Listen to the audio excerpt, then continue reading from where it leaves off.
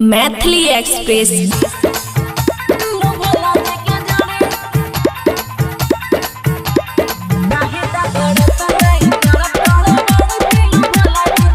खुशी recording studio बलुआहा। हे यो सोइया पहाड़ के चढ़ाई ने बुझतियो, देह के दर्द नहीं यहाँ के सतातियो।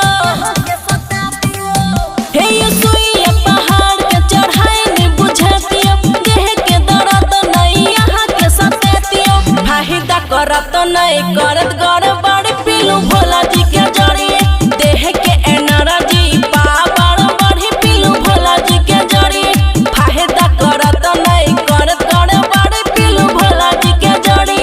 पीलू ने डीजे गुड बजवन, डीजे गुड बजवन, पीलू भोला जी के जड़ी।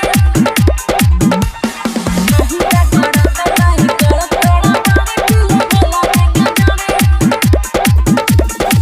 चलवे जे रास्ता त लचकत कावरिया, मरलिया दाम दूर छै देव घरिया। हाँ, चलवे जे रास्ता त लचकत कावरिया, मरलिया दाम दूर छै देव घरिया।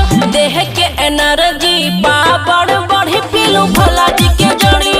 फाहिदा करत नहीं करत गड़बड़ी पीलू भोला जी के जड़ी। पैर में ने कंकड़ गिट्टी गड़ी पीलू भोला जी के जड़ी। डीजे गुड बजवन, डीजे गुड बजवन। फाहिदा करत नहीं करत गड़बड़ी पीलू भोला जी के जड़ी। चर्चिल मार लिया नरेंद्रिया, खुशियां मन से किया लागैया डरिया। हाँ, चर्चिल मार लिया नरेंद्रिया, खुशियां मन से किया लागैया डरिया। अनुप देवर करे छी गड़बड़ी पीलू भोला जी के जड़ी। फाहिदा करत नहीं करत गड़बड़ी पीलू भोला जी के जड़ी।